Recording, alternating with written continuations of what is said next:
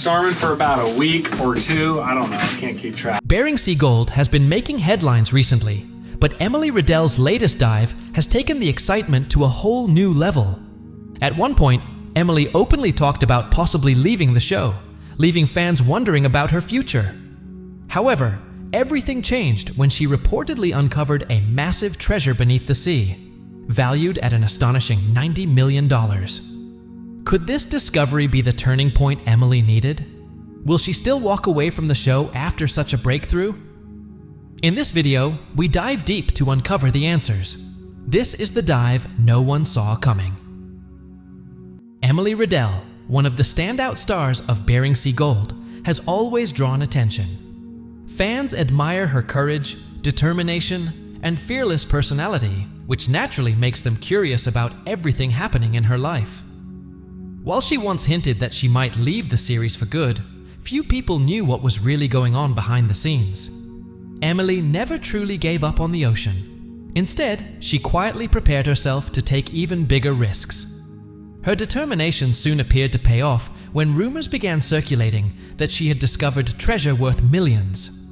It sounded unbelievable, but those who knew Emily understood her relentless nature.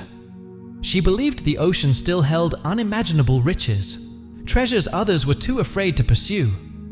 Unlike most, Emily was willing to face the danger head-on. In one episode, Emily decided to make what would be her final dive of the season. That decision would end up changing everything. What followed was a discovery estimated at $90 million, instantly making waves on the show. Viewers were stunned as they watched her take on enormous risks, revealing both the danger and reward that come with deep-sea treasure hunting. As the episode unfolded, suspense filled the air. Treasure hunting has always fascinated people throughout history. From sunken ships overflowing with gold to lost artifacts from ancient civilizations, the thrill of discovery keeps audiences hooked. Watching modern explorers uncover long-forgotten riches brings that excitement to life, and Emily's determination only intensified it. Emily's passion for exploration pushed her deeper into the ocean, despite the serious dangers involved. Her fearless approach earned her a reputation as a skilled diver and treasure hunter. Yet behind the recognition was someone who faced constant challenges. She endured moments of doubt and exhaustion, but continued to show up, dive after dive. Throughout the season, Emily encountered countless obstacles, including rough weather, equipment malfunctions, and unpredictable underwater conditions. Thankfully, her loyal crew stood by her side. Their teamwork and dedication helped ensure every dive was as safe and productive as possible. As the pressure built toward the final dive, expectations were higher than ever, especially with rumors of a major find. On the day of the final dive, excitement was written all over the team's faces. Their goal was clear: explore a site rumored to hold valuable treasure. Even without complete evidence, they trusted their instincts and experience. As they descended into the depths, hope and anticipation grew stronger. The deeper they went, the more determined they became to uncover something extraordinary. Armed with advanced technology and an adventurous spirit, Emily pushed forward into the unknown. As she scanned the ocean floor, she began noticing unusual signs. At first, fear set in, but that fear quickly turned into excitement. Her heart racing, Emily discovered artifacts that hinted at something far greater. Soon after, she came across gold coins, jewelry, and other valuable objects. With each new find, the significance of the discovery became clearer.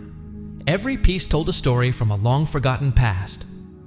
When the dive concluded, the estimated value of the treasure was revealed to be $90 million, making it one of the most successful treasure hunts in history. While the celebration was well-deserved, viewers rarely saw the intense preparation that led to this moment. Before every dive, Emily and her team conducted detailed research. They studied historical records, consulted experts, and used advanced sonar technology to map the ocean floor. Careful planning was essential to increasing their chances of success. Emily's experience in the area and knowledge gained from previous dives played a crucial role in leading her to the treasure. Although the rewards of treasure hunting can be extraordinary, the risks are just as high. Strong currents, poor visibility, and equipment failures are constant threats. Emily and her crew understood these dangers and always took serious safety precautions. Even then, the ocean remained unpredictable, turning every dive into a calculated risk. The discovery of the $90 million treasure wasn't just a personal victory for Emily, it was a triumph for the entire crew. It proved that their hard work, trust, and teamwork had finally paid off. The find also sparked renewed public interest in treasure hunting, helping people see it as a legitimate and meaningful form of exploration. Beyond personal success, these discoveries had broader impacts.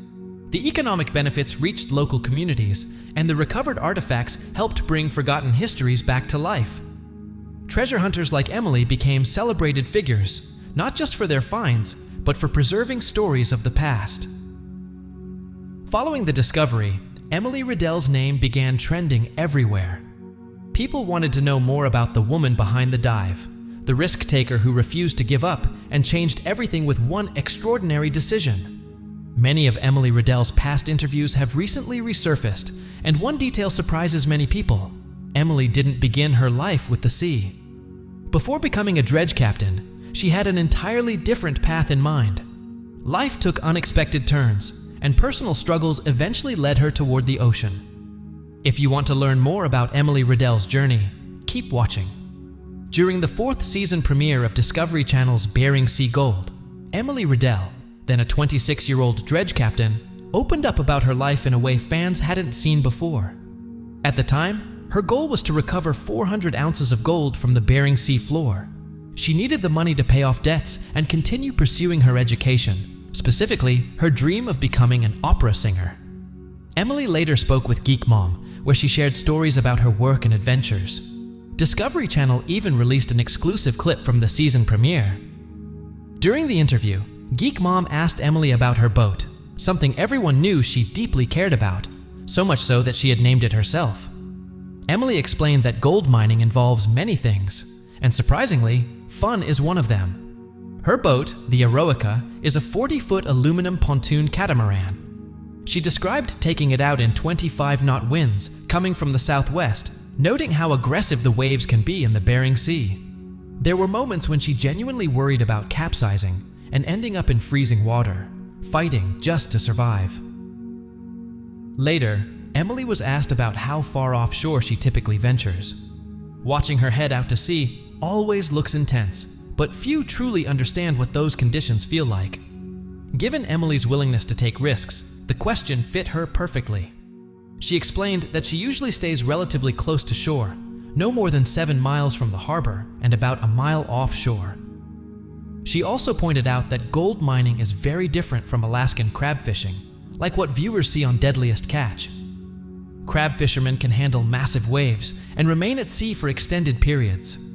Gold mining, however, requires a far more stable platform. For Emily, wave heights over 3 feet are usually her limit. Emily went on to explain the financial reality of gold mining. In her words, it often feels like spending money rather than making it. She described her boat as a massive black hole that constantly consumes cash.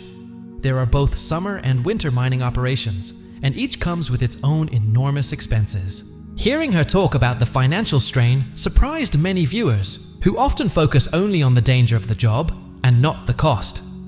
Emily didn't shy away from discussing her struggles. She explained that before the 4th season's summer mining began, she had to buy a new pump and motor, perform extensive outboard maintenance, re-weld the pontoons, and hire help to build a new deck and cabin. When she first purchased the dredge, it needed a complete overhaul just to function properly. The pontoons had failing welds, the deck was rotting and unstable, and the outboard motors were a constant source of stress. She described starting each day hoping the engines would hold up, especially during bad weather. Emily also shared her mining philosophy. While others rely on precision and finesse, she prefers more power.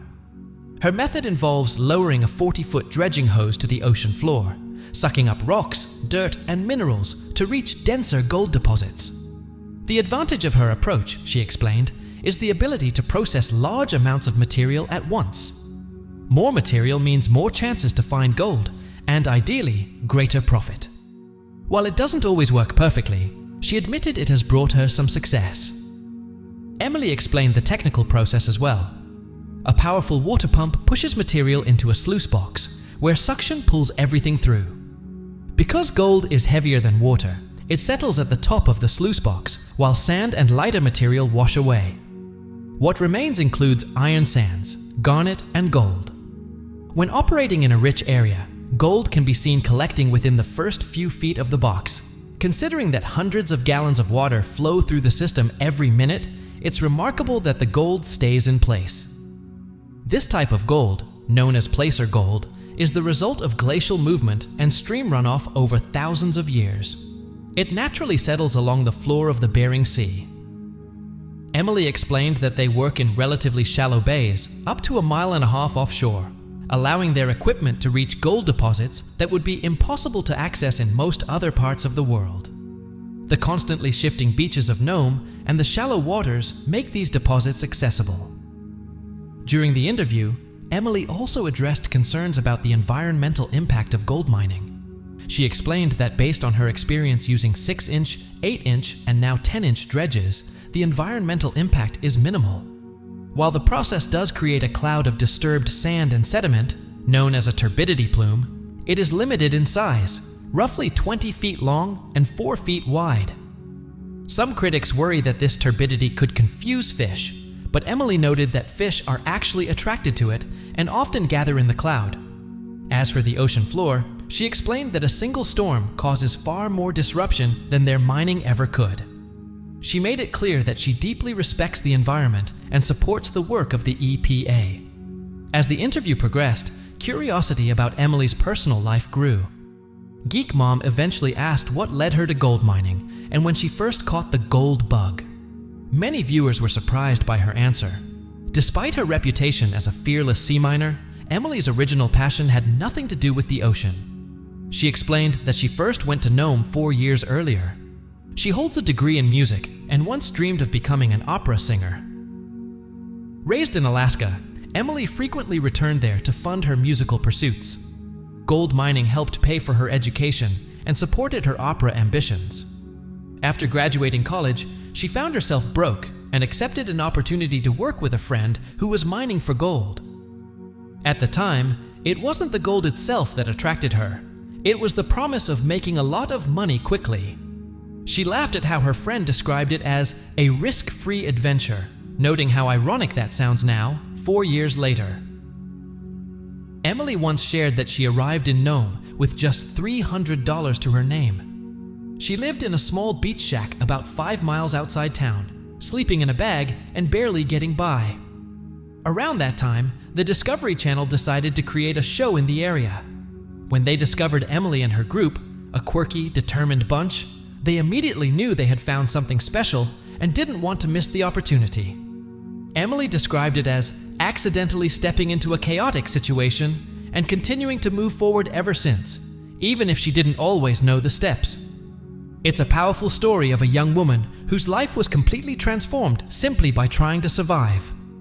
But did all those years at sea make Emily abandon her love for music? Not at all. She made it clear in interviews that music is still a huge part of who she is.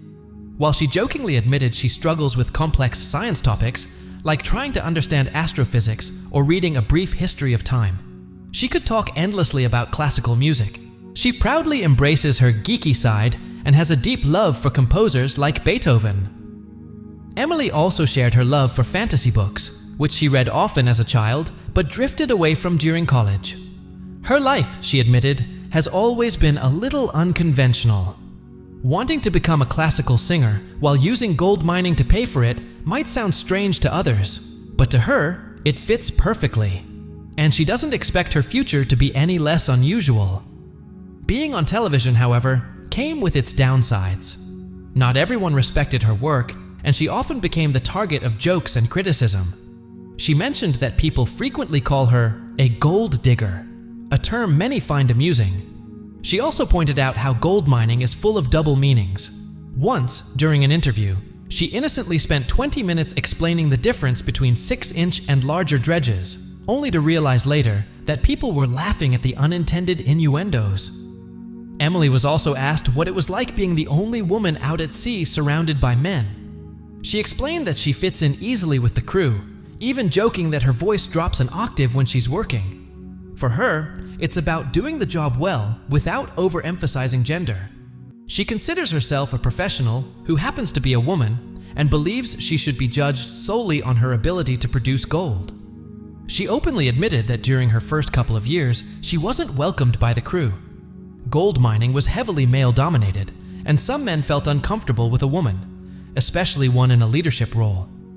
Over time, though, they saw her dedication, resilience, and relentless work ethic. As they watched her push herself to make the operation profitable, their respect grew. Emily believes that when you're a minority in a male-dominated field, commitment speaks louder than words. If you show up and put in the work, the people who matter will eventually recognize and respect you. Although Emily often appeared calm and confident on camera, she admitted the experience wasn't easy. Having cameras around at all times made even simple tasks uncomfortable.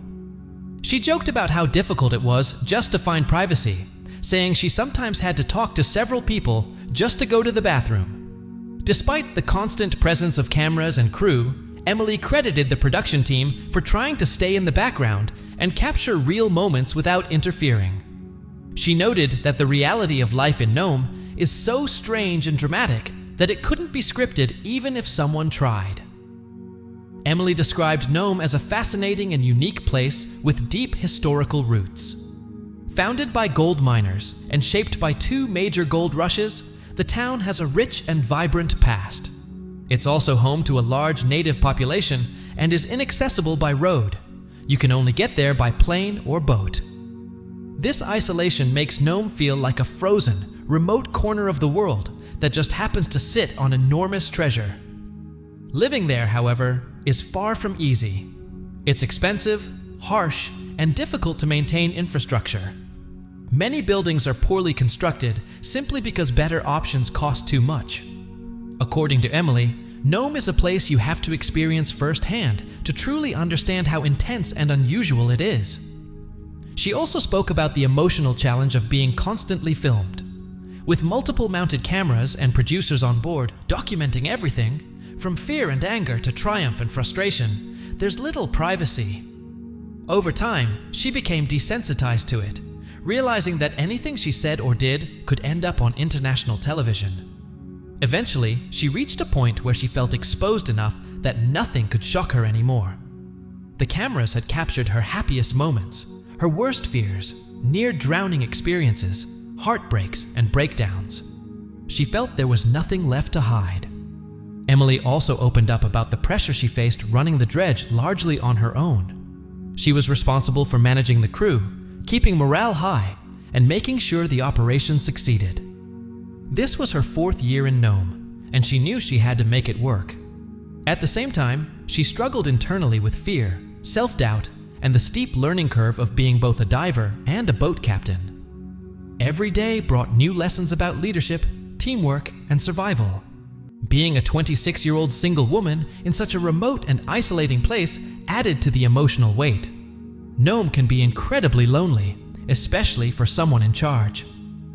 When the weather was good, which was rare, Emily worked non-stop, often putting in 15 to 18 hours a day to take full advantage of the conditions. For a long time, many people believed Emily would never settle down or find love. Perhaps you thought the same. But life surprised everyone once again. Emily did find love, and she eventually got married. Unknown to many, Emily's marriage and personal life began to affect her career in ways few expected. After getting married and starting to think about building a family, Emily admitted that everything changed.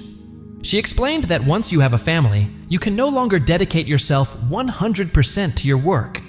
Your priorities shift, responsibilities grow, and more people begin to depend on you. Emily also pointed out that the offshore gold mining industry itself is evolving. In the past, Nome was a gold rush hotspot where almost anyone could arrive and strike it big. Today, however, gold has become harder to find. Large concentrated deposits are increasingly rare, and miners must adapt to survive. Operations now need to be bigger, more efficient, and better organized. Constant innovation is necessary just to remain competitive. Watching the series, many viewers felt inspired and considered trying their luck at gold mining themselves.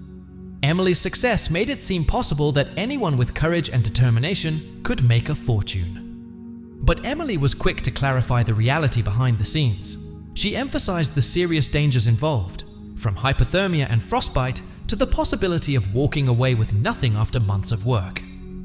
According to Emily, striking it rich is subjective. While it's technically possible for a newcomer to arrive in Nome and earn a large sum in a single day, she stressed that it's highly unlikely. Emily welcomed anyone interested in becoming a gold miner, but warned that the job requires years of intense labor, setbacks, and sacrifice. She encouraged aspiring miners to ask themselves difficult questions. What are you willing to give up? How much can you invest financially? Do you have the time and emotional endurance? Can your family handle the lifestyle? Or are you willing to be away from them? Are you prepared to commit every part of yourself to something that may take years to succeed? Gold mining, she explained, demands total dedication, heart, mind, and spirit. It often requires relocating to Nome, purchasing expensive equipment, and enduring long periods of uncertainty. While success is possible, it is only realistic for those who are fully committed and prepared for the risks. Emily's words led many fans to believe she might eventually leave Bering Sea Gold for good. One thing was clear, however. Her time on the show significantly increased her wealth. Reports estimate her net worth at around $350,000. As a dredge operator, she reportedly earned between $10,000 and $25,000 per episode. Despite the income, Emily made it clear that money alone was never her primary motivation. She wanted more from life: personal fulfillment, happiness, and the freedom to pursue her passions. For her, success was about balance, not just profit. The story of Emily Rydell is inseparable from Bering Sea Gold. The reality series, known in the United Kingdom as Gold Divers, is set in Nome, Alaska, along the icy waters of Norton Sound. Airing on the Discovery Channel, the show quickly gained popularity for its raw and authentic portrayal of offshore gold mining. It was later revealed that the series was created by the same team behind Deadliest Catch. Audiences were drawn in by the show's realism and danger. The series featured both summer dredging and spring ice mining seasons, originally airing under different titles before eventually being unified as Bering Sea Gold. Over the years, the show followed various crews as they attempted to mine gold under extreme conditions. The boats featured in the series were equipped with dredging systems, sluice boxes, and cold water diving life support equipment, operating in shallow waters under harsh Arctic conditions. Each season brought new challenges, making the show increasingly compelling. However, life on the Bering Sea was far from glamorous. Numerous issues arose both on and off camera. The Alaskan environment itself became a constant threat, with rough seas, poor visibility, freezing temperatures, and frequent equipment failures. Fuel shortages, clogged hoses, and mechanical breakdowns were common, often forcing crews to wait helplessly as storms approached. Beyond the physical challenges, miners faced interpersonal conflicts, strained relationships, and intense competition over mining claims. Every ounce of gold came at the cost of exhaustion, financial risk, and real danger. Diver safety remained a major concern, with freezing water, unpredictable currents, and damaged equipment leading to near-fatal incidents. The ice mining spin-off series added another level of intensity, showing crews drilling through thick ice and operating dredges inside makeshift shelters during brutal winter conditions. The rotating cast of miners brought fresh rivalries, emotional struggles, and personal stories to each season. Tragedy struck in 2012 when one of the featured divers, John Bunce, died by suicide during the filming of the show. The event, which aired in 2013, deeply affected both the crew and the audience. It served as a sobering reminder of the emotional and psychological toll that such an extreme lifestyle can take. Despite the hardships, controversy, and criticism, the production continued, determined to honor those who were lost and to tell the honest story of survival on Alaska's unforgiving frontier. What do you think about this story? Do you support Emily Rydell's decision to step away from the show? Were you surprised by the discovery of the $90 million treasure? Share your thoughts in the comments. Please subscribe to the Timefold channel and don't forget to like the video.